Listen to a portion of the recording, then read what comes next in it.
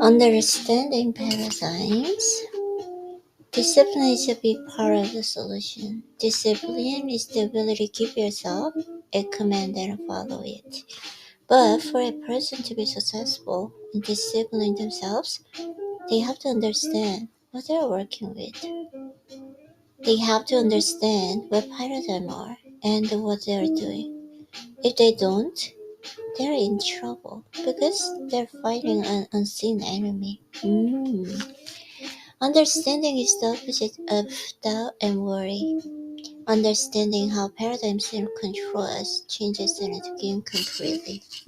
Understanding. Okay, they're going to start controlling their body because they see the body as the instrument of our mind. On the conscious level, ignorance is the cause of doubt and worry. When you internalize these things, you set up a vibration called fear.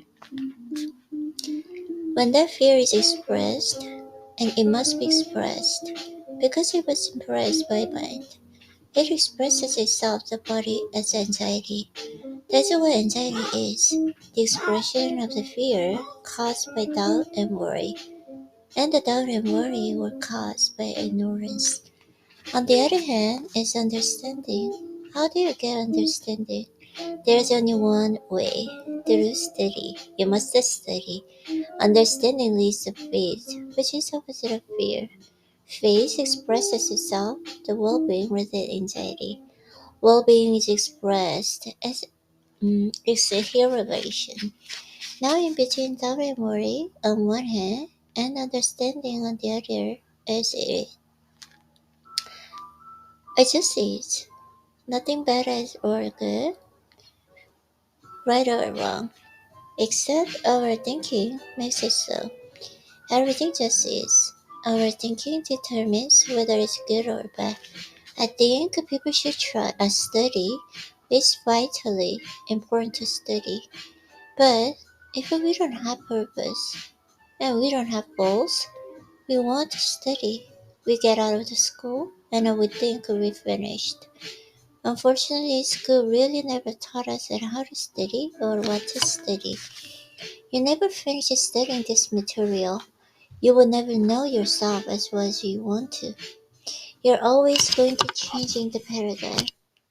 Your results are always under construction. If I'm feeling really comfortable, I know there's no growth being experienced. I'm stuck. The difference is understanding what's happening versus not understanding. When you try changing paradigm, you don't know what you're doing. The odds are pretty good that you are going to lose. The paradigm is going to win every time. When you don't understand, you never stop changing the paradigm. The potential is perfection. I know a couple of people who think they're perfect. They're pretty dull to be around, but no one is.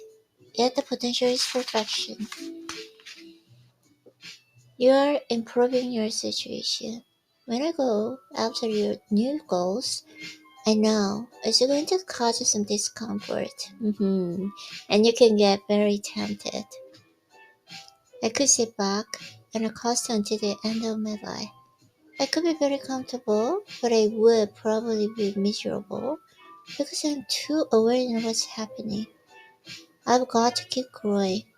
Personal development is never-ending process.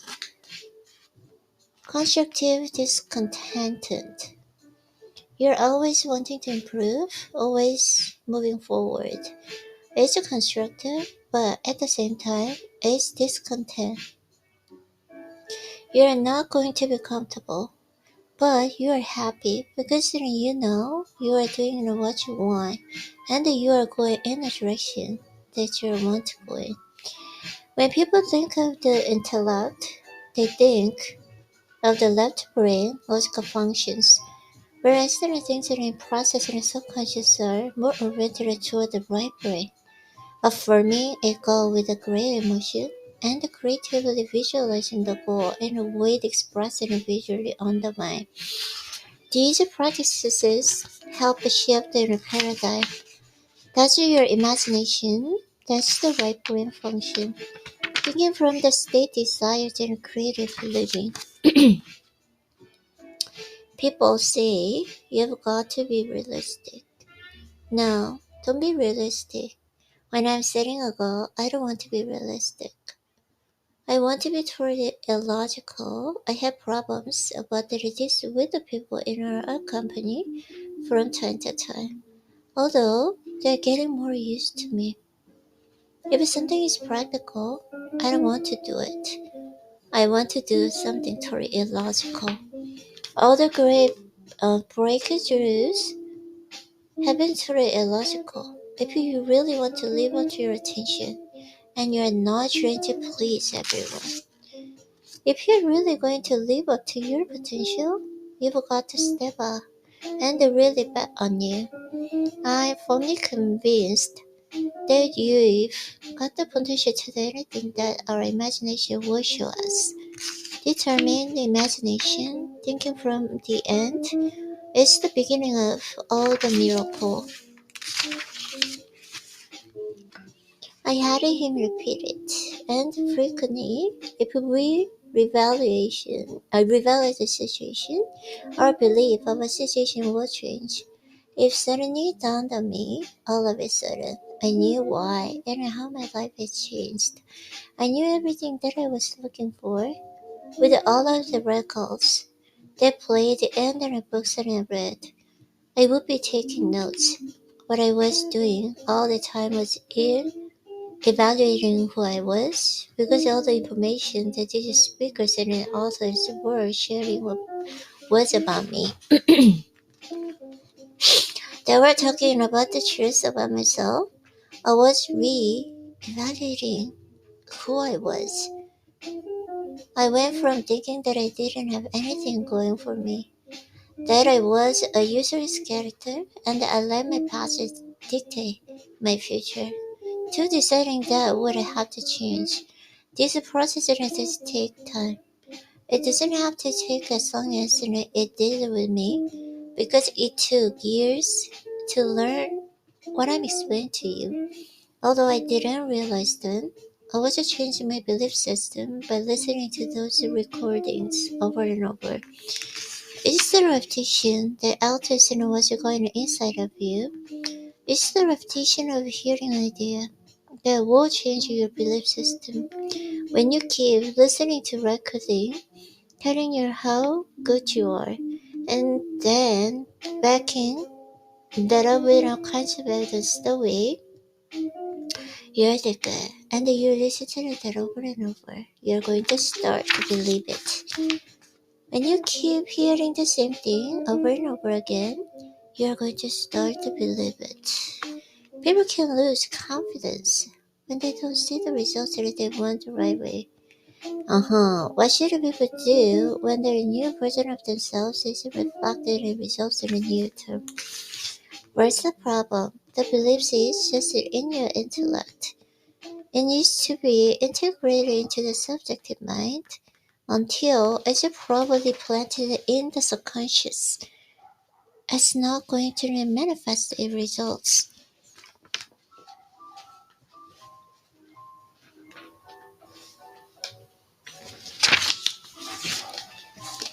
It's a matter of paradox, which is the integration of belief with behavior. When you say, I believe I can do something, and you are not doing it, it's because the belief has not been properly planted in the subconscious mind. Through repetition and proper visualization, it will be planted in the subconscious. That it starts manifesting as a result. He said that if you stay with something, you'll be on a plateau for a while. But you stay with the practice day in day out, and one day you will suddenly hit a jump and find yourself at a new level. But you don't know when that jumps are going to come. That's when you take in a quantum leap. This process probably takes a different length of time with every person. I think it depends on repetition. How often you study it, how deeply you study it. Repetition is the key. Absence of evidence is not evidence of absence. Then he added, thinking of your iceberg, where you see only the tip of it what's really there, but just as real and out of studying visible sources ready to make a profound difference in what you can achieve. My way isn't working and yours is not. Why don't you try my way? He was happy, healthy, and wealthy. I was unhappy, sick, and broke. He said, do exactly what I tell you until I find out I'm lying to you, and I don't know what I'm talking about. Unfortunately, we are distracted all the time. You see, hear, smell, taste, and touch. But those five senses merely connect you with your outside material world. That's always activity.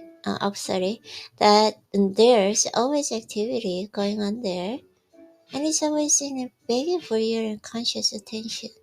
With the proper use of the will, you shut down those five senses and bring your mind into perfect harmony with the idea that you're focused on.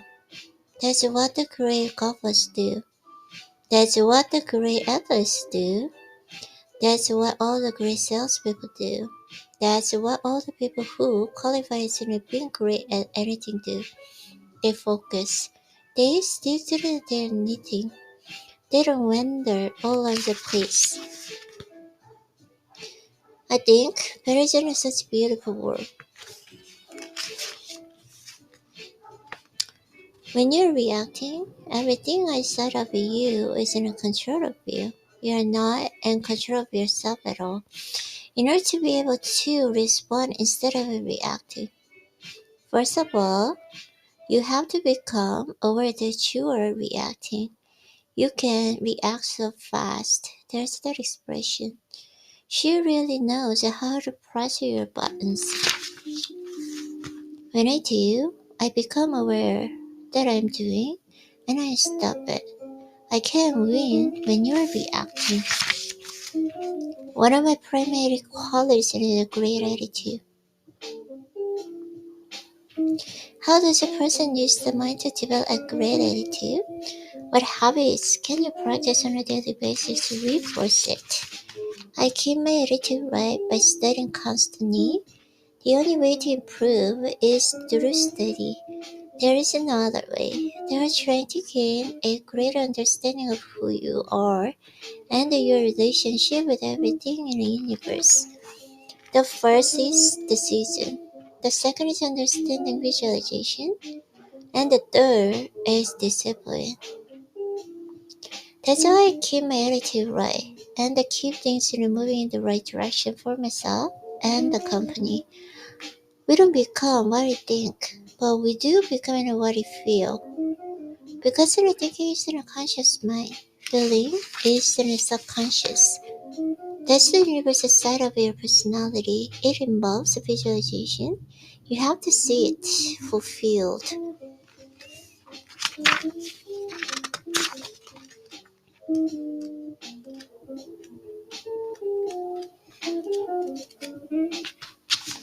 hmm I finished this book. Okay, just try to. The lessons of gratitude and freedom.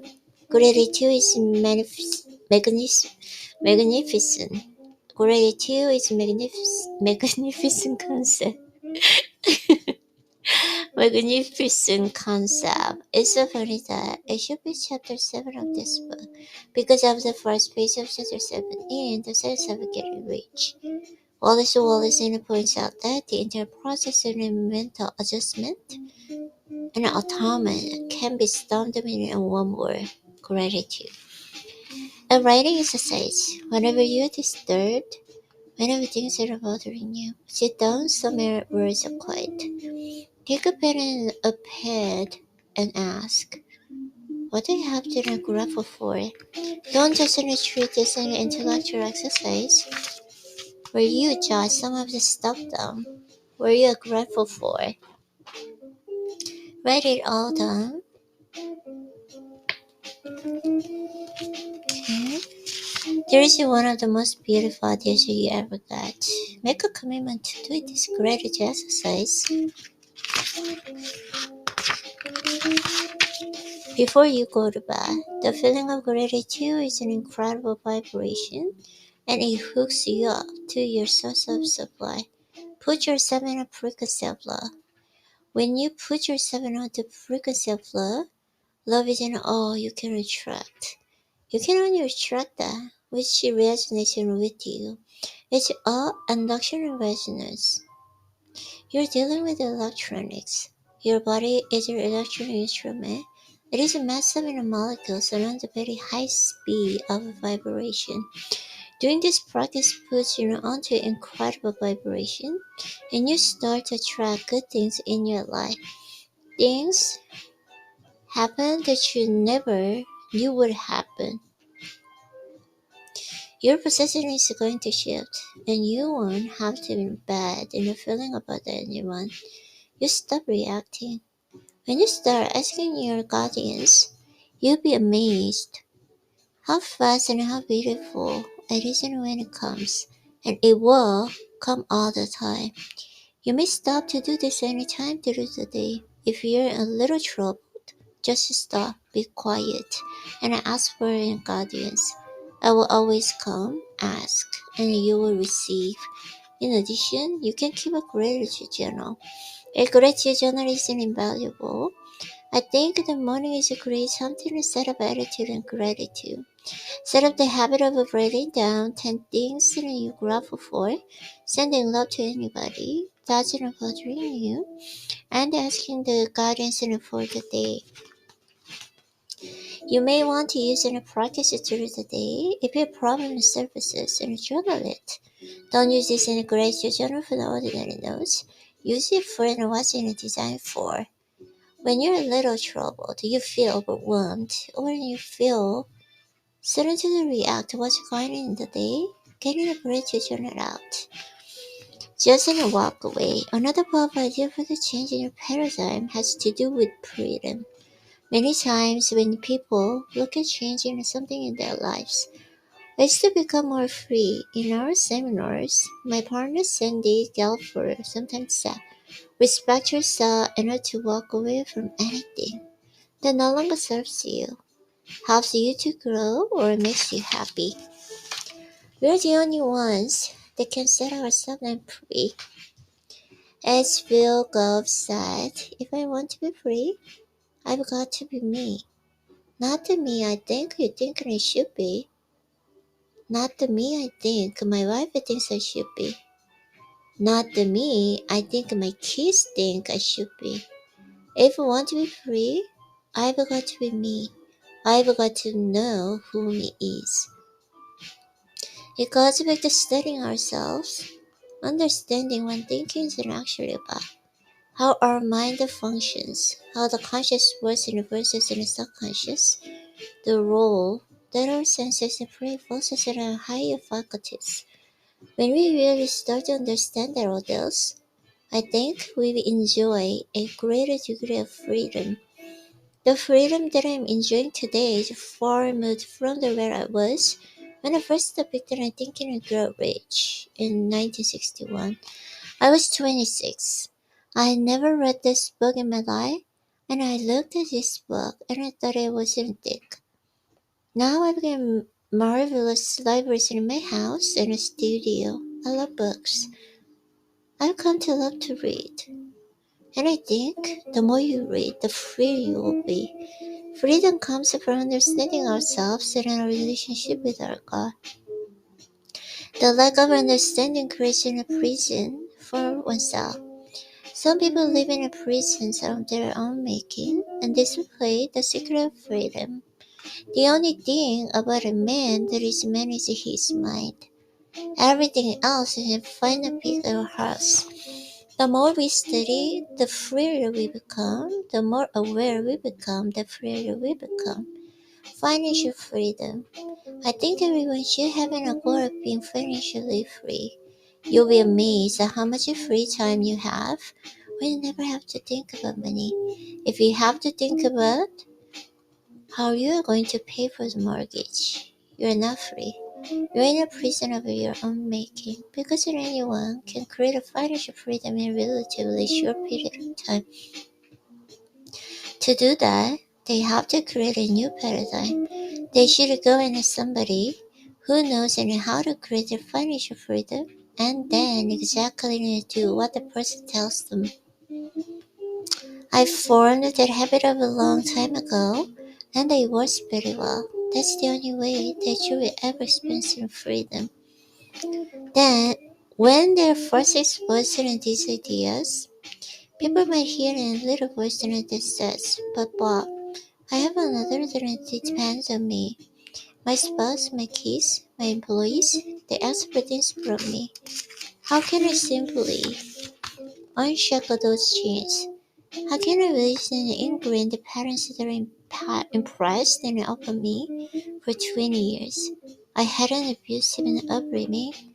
For years, my teachers had told me that I wasn't smart and I would never amount in anything. How can I release all that? I don't think this process takes place overnight. It's more of the long-term objective that all people could work toward. I feel I've done what I don't quite about says, and although it's not easy, that's what changing the paradigm is all about. We've got so many false beliefs and we allow it to chain us down. It's a great book, The Mystic Passion and the Comic Power. You cannot escape from a prison if you don't know you are in one. Most people are in a prison of their own making, but they don't know they are. Yes, they don't know they are. Most people are in a prison of their own making, but they don't know they are. If a person analyzes a code, they will realize there isn't a certain amount in their life that's false and doesn't hold any symbolism of truth. We've got to get away from that. Many people feel responsible for others, but actually we are not responsible for anyone else. We are responsible for our children until they reach a certain age. Then we are responsible to them, but not for them.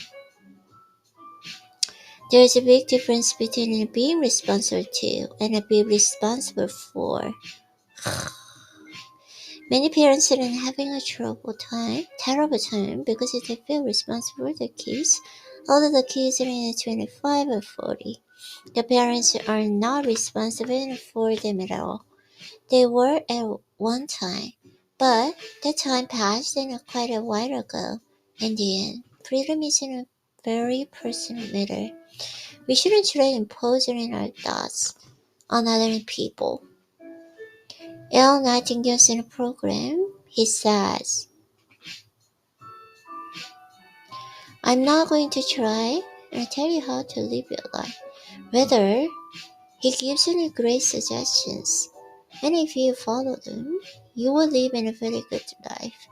By following them to the best of my ability for almost all my adult life, I enjoy a degree of freedom today that I didn't think was possible when I started studying. And it keeps on getting better. We are born free, but we are not. We are born with all the tools and creative freedom, but we've also inherited many false beliefs and paradigms. Somebody else oriented them many moons ago. Now it's up to us to recognize what beliefs we are operating with that are false and get rid of them. That's really a trick of life. I have spent many years, and I will spend the rest of my life doing that. The benefits of changing your paradigm, changing your perception. The first thing is perception. You cause your paradigm change and shift in your perception. Take the ability to earn money. Today, without any difficulty, I can earn more money in an hour than I used to earn in an entire year when I first picked up the Think and Grow Rich. I had the ability to do that then. I had all the talent within, but I wasn't aware of it. My perception of my life kept me stuck where I was. I thought this wasn't normal for me. It wasn't normal at all, but I accepted it because I really didn't think that I could change. I did change my belief system, but I shifted my perception precision changing a belief. You can close your eyes and change your perception. Perception is a mental Perception is a mental faculty that enables you to change in how you see things. It enables you to become aware of the power and the potential that you have, but weren't even aware of. Perception isn't a mental tool, it is to mind, what hearing of the sight is to the body. Our physical senses enables us to communicate with the material world. Our higher faculties enable us to communicate with the unseen world, with the world have never even seen, that we are not aware of. Our creating faculties enable us to create the kind of the world we want to. The first thing you have to do is to see in your mind. You've got to shift how you look at things. When you change your perception of yourself and what you're capable of doing, the world just starts and spin totally differently for you. Mastering time. Another area of life in the world changing a result of shifting your paradigm is your use of time. Everybody gets exactly the same amount of time, so it's what we do with our time that makes a difference. From the perspective of service, I accomplish more now in a day than I would have done a year prior to studying any of this. Let's just suppose that a salesman makes an extra call a day. One day I went to the speaking enlightenment with an ale in downtown Chicago. I never had a chance to be with him alone, so I jumped in at the chance. When we were having a breakfast prior to the engagement, I asked him, "Al, how do you learn to master in time management?" He looked at me and said, I'm sorry? He looked at me and said, "What the hell are you talking about? I've never mastered time management. Nobody does. Time can be managed." Oh, I merely manage activities. Oh, he pulled a card out of his pocket and said, "I merely write down at night what I'm going to do the next day. The next day I wake up and I do these things. It's all decided." Once I developed in a seminar call, a sense of the urgency. I see a sense of urgency in a person who is able to get a lot done in a short period of time in a calm, confident manner. Calm and confident manner. If a person doesn't have a sense of urgency and they've got a lot to do, they probably cause confusion and a panic with everything they come in a contract with. With a sense of urgency, you get a lot done in short time in a calm, confident manner. A lot of what we're doing, we don't have to do at all. So you can save a lot of time there. Some of the things that we didn't have to get done will get done during neglect. They don't have to be done at all. You also have to delegate. Once my wife wasn't overwhelmed with a ton of work on her desk. She asked, "Will you help me?" "Okay," I said. "But you forgot to know what I tell you." "I will." My wife in London a lot that day.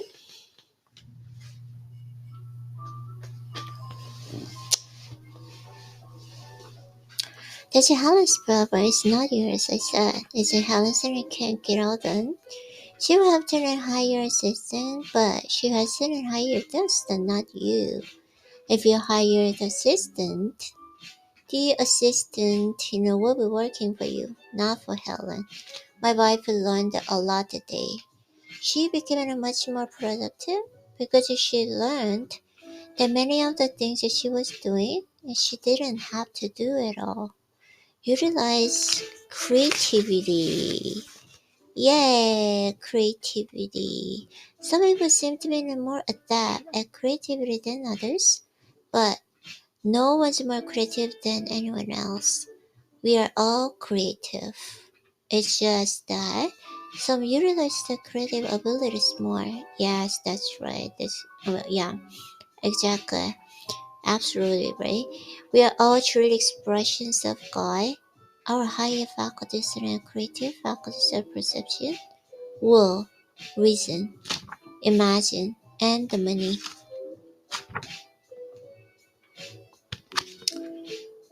We're got to learn what they're for and how you utilize them. Then we become very creative. There is a better way to know everything, and we can find it if we are looking for it. On associate with my one side, she have never met anyone like me. There isn't a clear, unadulterated part of flows to and through us. It can be portrayed to live in your body. Productivity and effectiveness. Productivity and effectiveness are the fourth major area of life that's influenced by our paradigm. Productivity and effectiveness are like a chicken and an egg. One affects the other. As we become more effective at what we do, we automatically become more productive. I'm of the opinion that if you're struggling, you are doing it wrong. If you're working in harmony with the law, it's going to be a free flow. We have the mental faculties to cause these creative energies to flow into a state or any form that we want. We've got awesome powers and I love them within us that we really not familiar with. Some people are not aware of them at all.